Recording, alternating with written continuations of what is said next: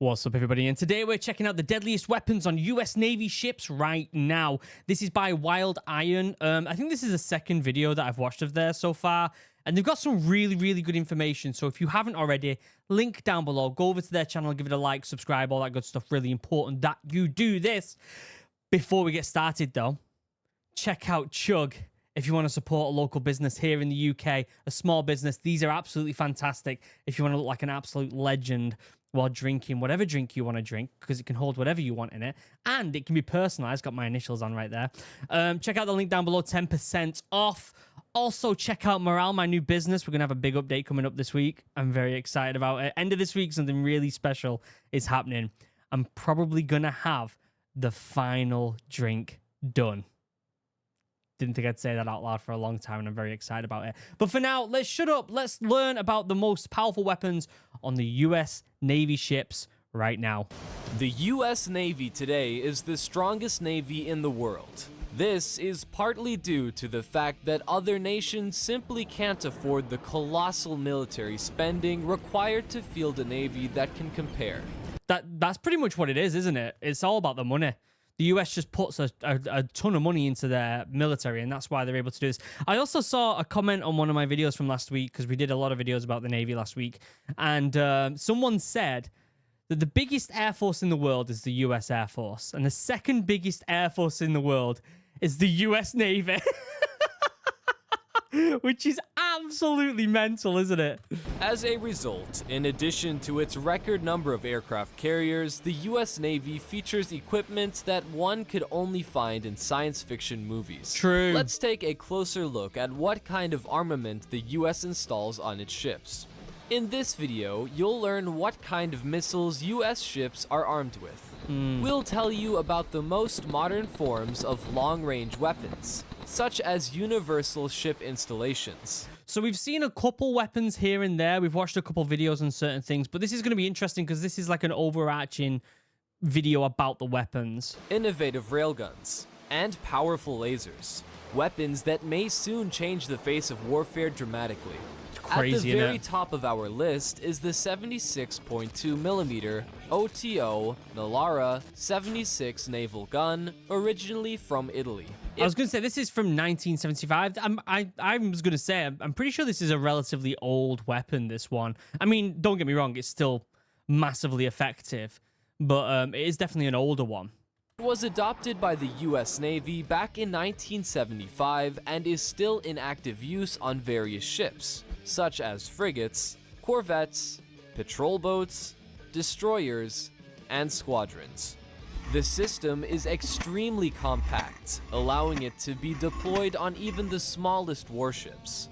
The high rate of fire and variability of ammunition made it capable of close-in point defense as well as air and ground support. The OTO Melara 76 uses armor-piercing, incendiary, and Was that pointing at all the crowd then? The angle of that made it look like it was pointing at the crowd.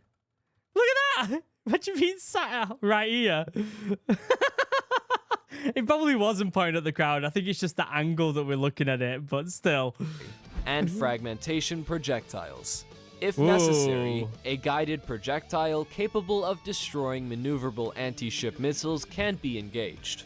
To conceal the cannon on a ship, it can be installed inside an invisible dome.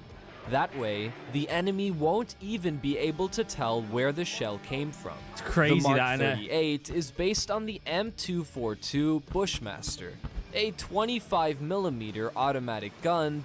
Isn't this thing on the top one of the radar things so it can detect and aim at certain people? Yeah, it's an automatic gun, which is cool. But I'm pretty sure this up here is like some sort of object identifier or something. Developed by McDonnell Douglas engineers.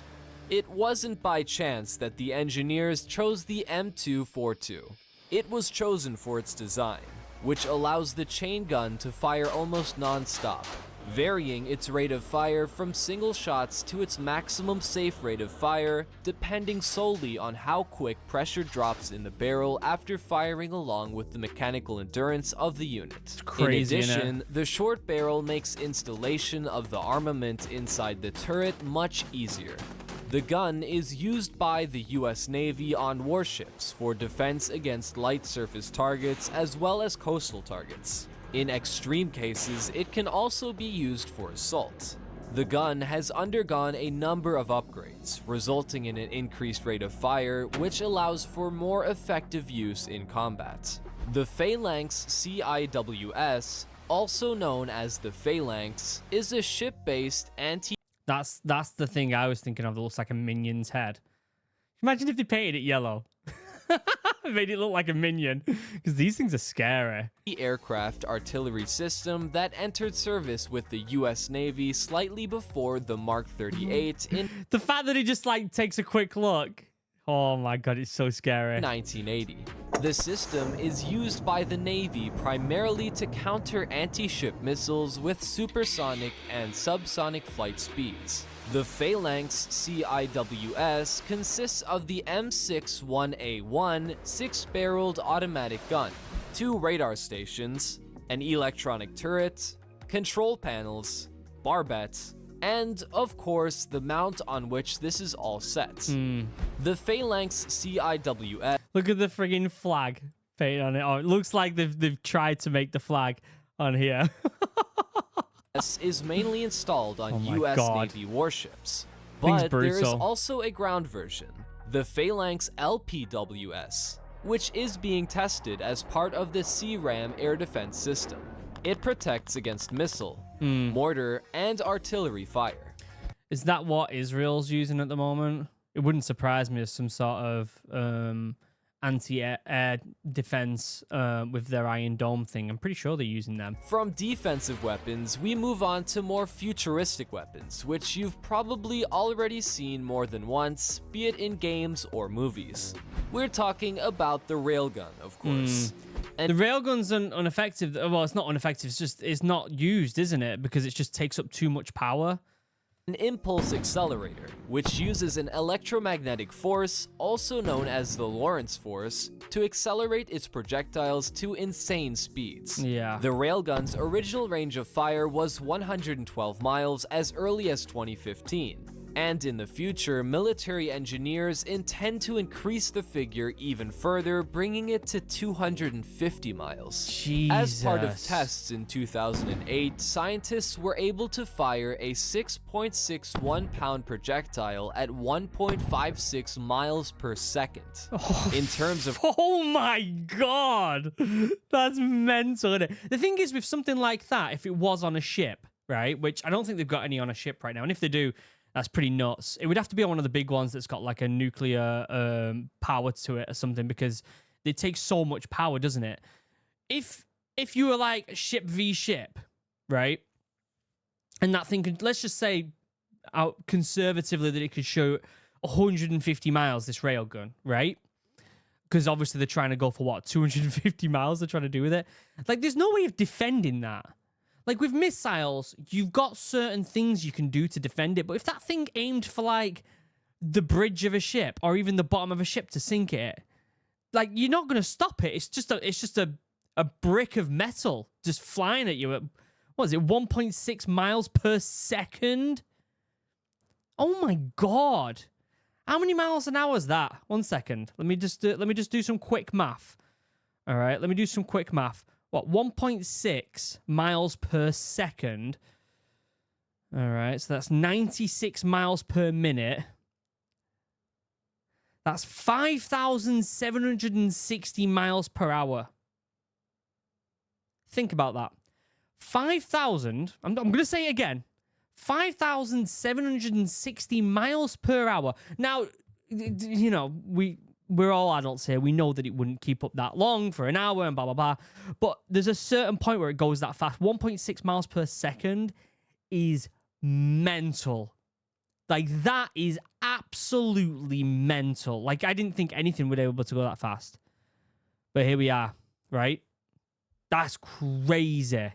range, only missiles can compare with the railgun, but these days, any missile can be countered by a wide array of equipment. What did I just say? Besides, Rockets cost millions of dollars, while a railgun shell costs the military $20,000 to $25,000 at most. Yeah, but then you've also got to pay for the power, and doesn't the railgun pretty much get deteriorated after one shot? They have to refix everything. Compared to missiles, this is practically pennies. The transportation and loading of ammunition, unlike missiles, doesn't necessarily create any problems. After all, these projectiles can't detonate at random, which comes as an unqualified victory for the railgun. So what would happen is if he fired one of them and it hit a ship in a vulnerable place, you're looking at a piece of metal basically passing through the whole ship, right? It would pass through the whole thing. Let's be honest, at that speed, with that much power, it would pass through the whole ship. And then at that point, it doesn't cause as much of a damage as an actual explosion. So you would have to be very accurate with where you shot it. Like you would have to hit an engine, or you would have to hit some sort of communication equipment or something like that to be effective. Because otherwise, you're gonna put a big hole in it, but it's not gonna be as destructive as a missile, is it? And so there are pros and cons to it. I think that it could definitely, if they could make it viable, like a viable weapon, like that's a beast to have, especially if you're shooting upwards of 150 miles distance. At 1.6 miles per hour. 1.6 miles per second. One of the few disadvantages of this futuristic weapon was manufacturing projectiles from materials with maximum conductivity. Any other kind of projectile will simply vaporize in the railgun before being fired. Yeah. Another potential problem is sourcing power. After all, it's extremely expensive to build an entire fleet with railgun feeding in mind, and the power consumption of a 70 megawatt cannon can be equated to the power consumption of a small American town. The laser weapon system is another type of weaponry that came... See, I think this is more the future than the... I don't think the railgun... I think it's cool in concept. I don't think it's going anywhere. I think the laser, though... I think that's the future. Straight out of science fiction, evolving from a class of imaginary technology to real and very intimidating weapons. The laser weapon was developed by ingenious engineers from Kratos Defense and Security Solutions, commissioned by the US Navy. The project was launched in 2007, and its main purpose was to destroy drones, small maritime vessels, fighters, and to suppress the electronic systems of air targets. In 2010, the company signed an $11 million contract to develop LAWS as part of an alternative weapons program, directed energy and electric weapon system. UK Dragonfire. Yeah, I think these are the future. I think there's still a little ways to go with it. I think they're going to be very good at disabling electrical communications and electrical equipment. I don't think they're going to be as effective against a full ship just yet, but I do think that they are the future. I really do think that. You don't have to carry ammo. Just think about that alone. That one bit of information alone is crazy, isn't it? And then at that point, it just comes to about how much electricity you can generate on a ship, which if the ship's powered by nuclear... as much as you want, really, isn't it? Or at least over a certain period of time. As a result, a year later, the laser system was tested. It was able to successfully disarm a flying target vehicle, and which is in crazy. 2017, the military performed a full-scale test in the Persian Gulf.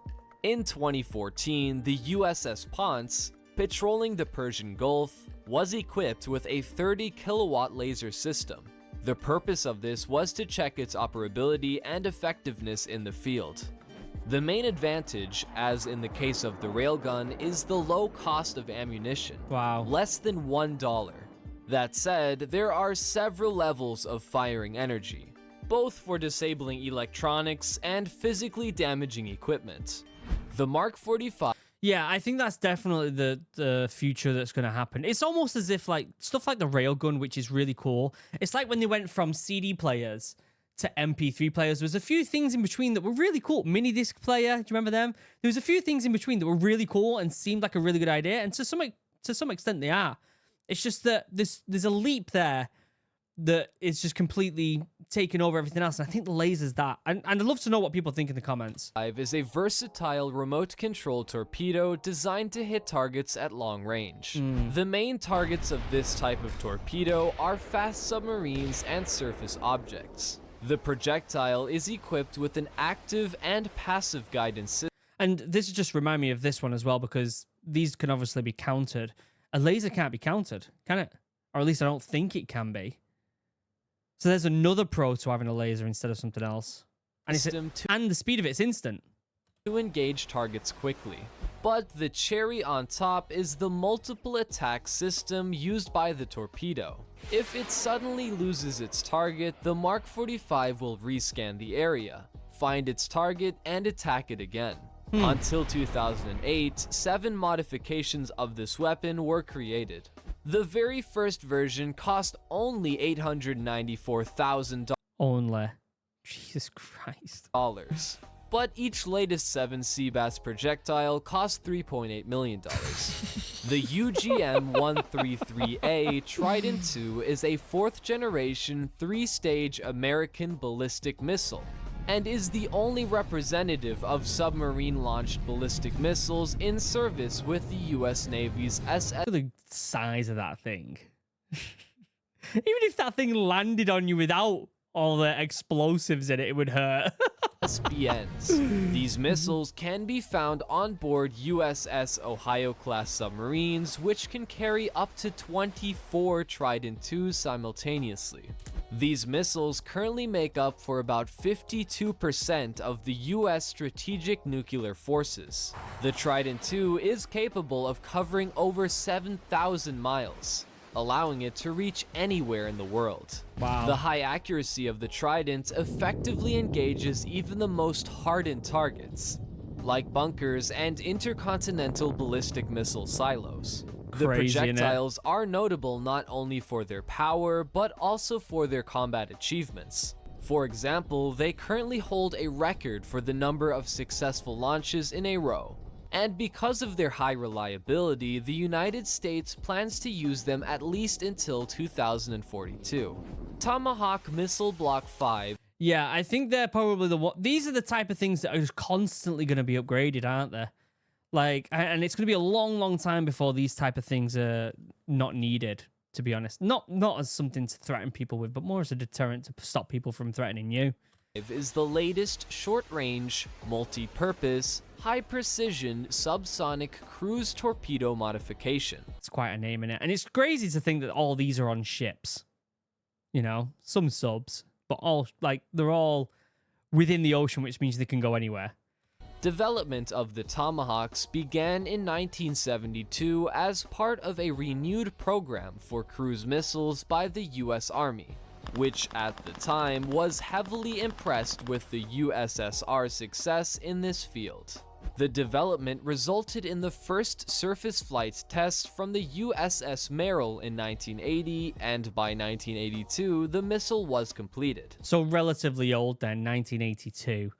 These missiles This thing's probably been upgraded quite a bit since then. Are in service with U.S. Navy warships and submarines, although the missiles themselves were designed with land and airborne use in mind. Due to their design features, they can successfully navigate around uneven terrain. In some cases, Do you know what makes me wonder? With the amount of different things on a ship, could a ship fire all things simultaneously?